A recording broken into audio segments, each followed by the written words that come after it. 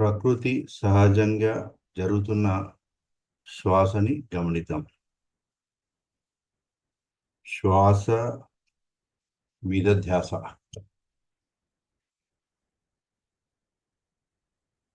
శ్వాస మీద ధ్యాస.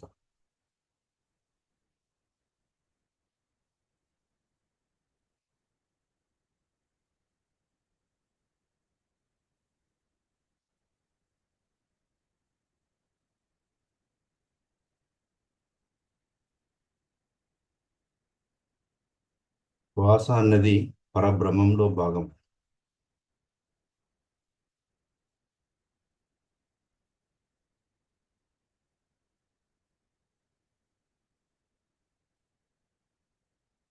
మన ధ్యాసంతా మన శ్వాస మీదే ఉంచుదాం.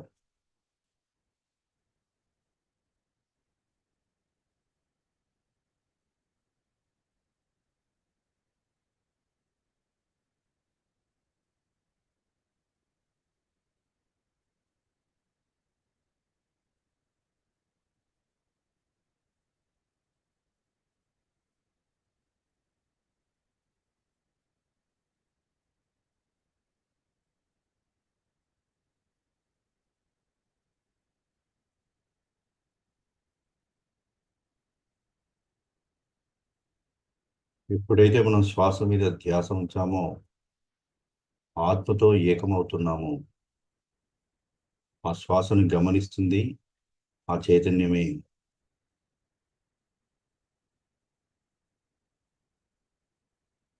ఆత్మయే పరబ్రహ్మము.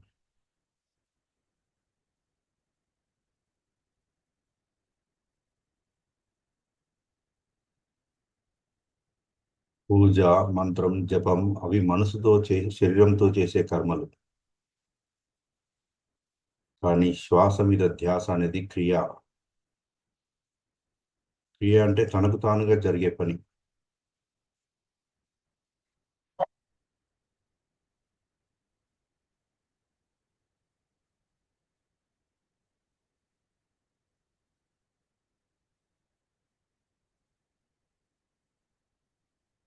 మనం చేసే కర్మ తనకు తానుగా జరిగితే క్రియ.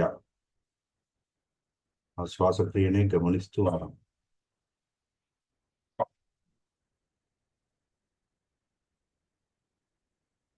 శ్వాస మీద ధ్యాస అన్నది క్రియాయోగం.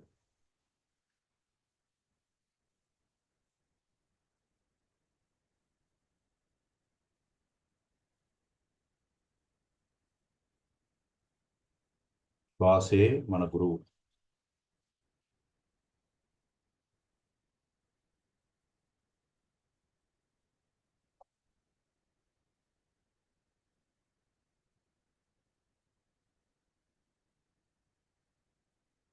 Be friend with your breath.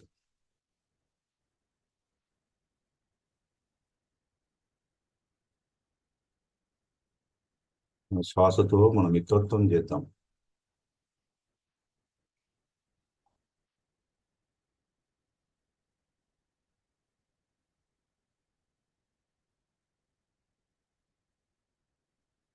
శ్వాసతో లోపలికి ప్రయాణం చేద్దాం.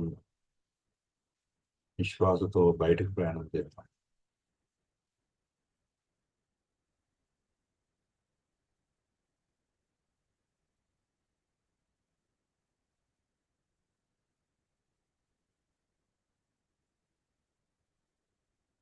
లోన గాలి ముక్తికి మరి దారయ. ముక్కులోన గాలి ముక్తికి మరి దారయ.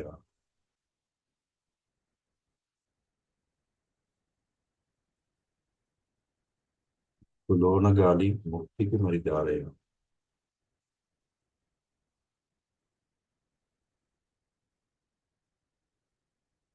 ముక్తి అంటే విడుదల.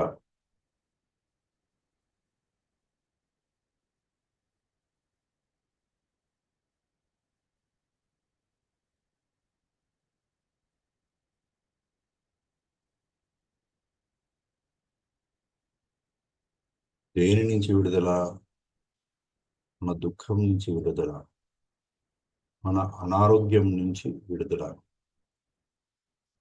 మన అజ్ఞానం నుంచి విడుదల. మన జన్మల నుంచి విడుదల.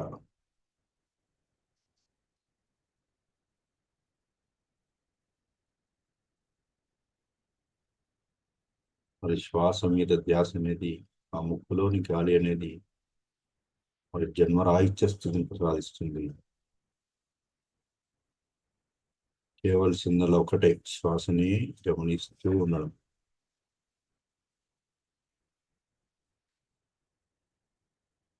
ఆలోచనలు వస్తే ఆలోచన కట్ చేద్దాం. మళ్ళీ శ్వాస మీద ధ్యాసకి దృష్టిని మరలిద్దాం.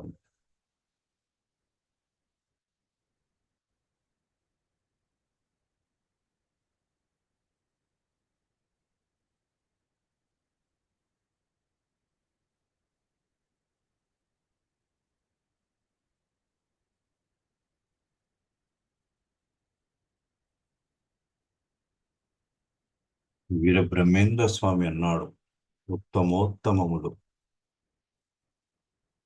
ఉత్తమోత్తమములు ఉచ్ఛ్వాస నిశ్వాసలు. ఉత్తమమే కాదు, ఉత్తమోత్తమములు ఉచ్ఛ్వాస నిశ్వాసలు.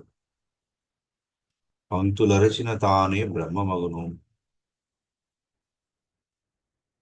ఆ ఉచ్ఛ్వాస నిశ్వాస పంక్తులు గమనిస్తే బ్రహ్మమవుతాము. ముసుగులోన శివుడు పొసగి ఉన్నాడయా.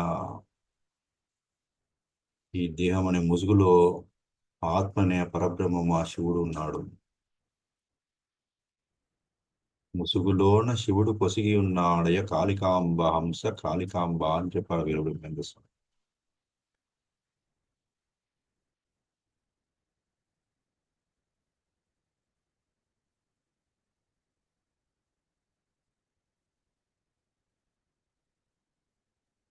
గొప్పది శ్వాస అభ్యాసం. జగద్గురు ఆదిశంకరులు చెప్పారు, ప్రాణాయామం ప్రత్యాహారం. ప్రాణాయామం అంటే ఇదే, శ్వాస మీద ధ్యాస.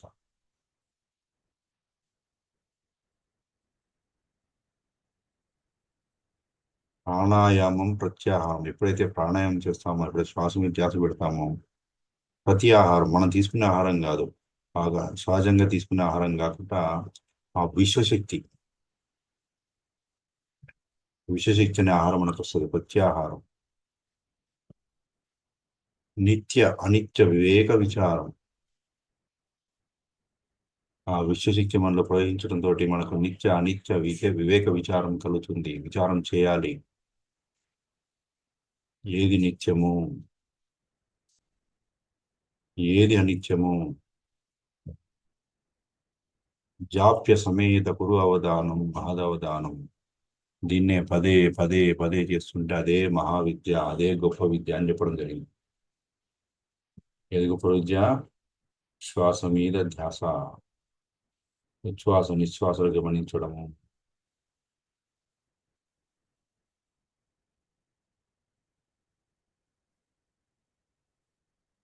నా మాచార్య వారు చెప్పారు, పాయపు టూపిరిలో గని ఉంది యోగీంద్రులకొని. కాయపు ఊపిరిలో గని ఉంది యోగీంద్రులకొని. ఆ ఊపిరిలో గని ఉంది, ఆత్మని గని ఉంది. ఆ ఊపిరి ద్వారా ఆత్మ గనిని మనం చేరవచ్చు.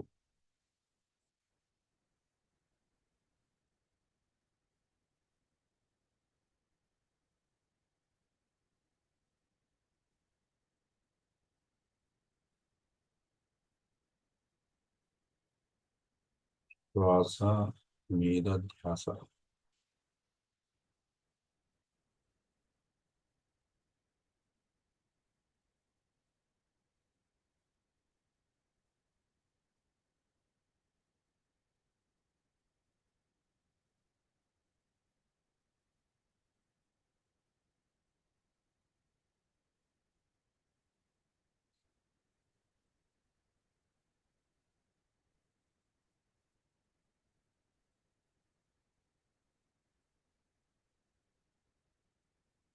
ధ్యానము, స్వాధ్యాయము, సాంగత్యము, సజ్జన సాంగత్యము, సేవ.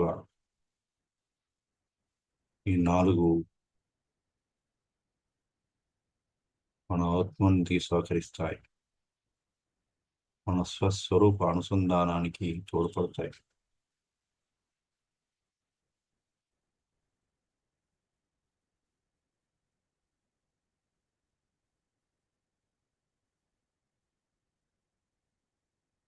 తపస్వాధ్యాయ ఈశ్వర ప్రణిధానేన క్రియాయోగ అన్నారు.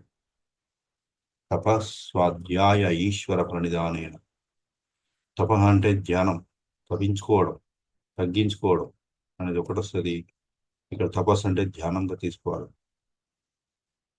ధ్యానం చేసి స్వాధ్యయనం, ఆత్మశాస్త్రాన్ని అధ్యయనం చేస్తూ ఈశ్వర ప్రణిధానం, ప్రతిదానికి ఈశ్వరుడే, సమస్తం ఈశ్వరుడే నడిపిస్తున్నాడని ఈశ్వరార్పణ చేస్తుంటే అదే క్రియాయోగం అని చెప్పారు.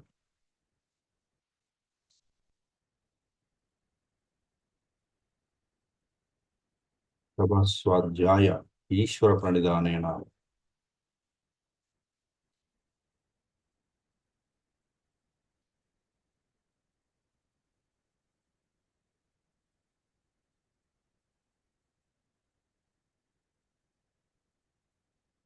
కృష్ణ పరమాత్మ చెప్పారు, కర్మను అకర్మగా, అకర్మను కర్మగా చేయమని. ధ్యానం అనేది అకర్మ, కర్మ కాదు ఇది. దాన్ని కర్మగా చేసుకోవాలంటే ఒక సమయాన్ని కేటాయించి నిత్యం చేయాలి, అది కర్మగా. ఈ యొక్క ధ్యానం అనే కర్మని సమయాన్ని కేటాయించుకుని ఒక కర్మగా అవలంబించాలి. సంసారం అనేది కర్మ, దాన్ని ఈశ్వరార్పణం చేస్తూ అది అకర్మగా చేయాలి.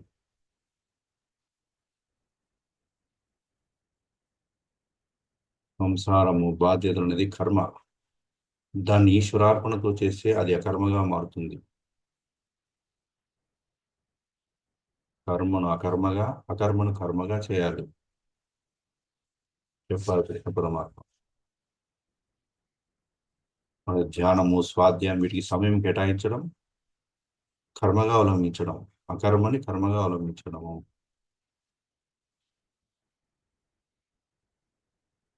మన బాధ్యతలు, మన సంసారము, మన ఉద్యోగ బాధ్యతలు, అన్ని విషయాలని కర్మలు. అవి ఈశ్వరార్పణ బుద్ధితో, చైతన్యార్పణ బుద్ధితో చేస్తే అది అకర్మగా మారుతుంది. అప్పుడు ఏ కర్మ మనల్ని అంటదు.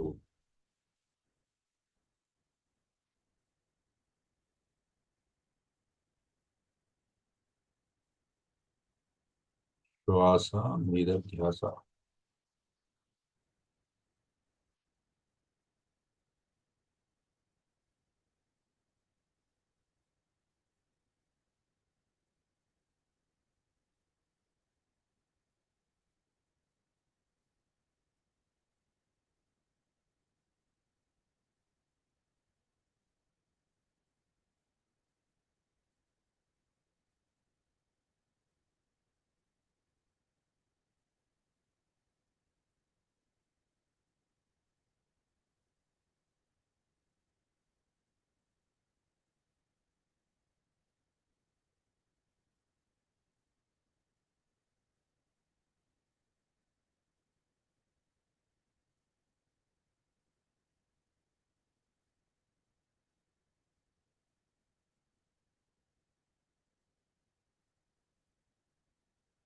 సంద నెమ్మది చేతులు రెండు విడదీసి కళ్ళ పైన పెట్టండి.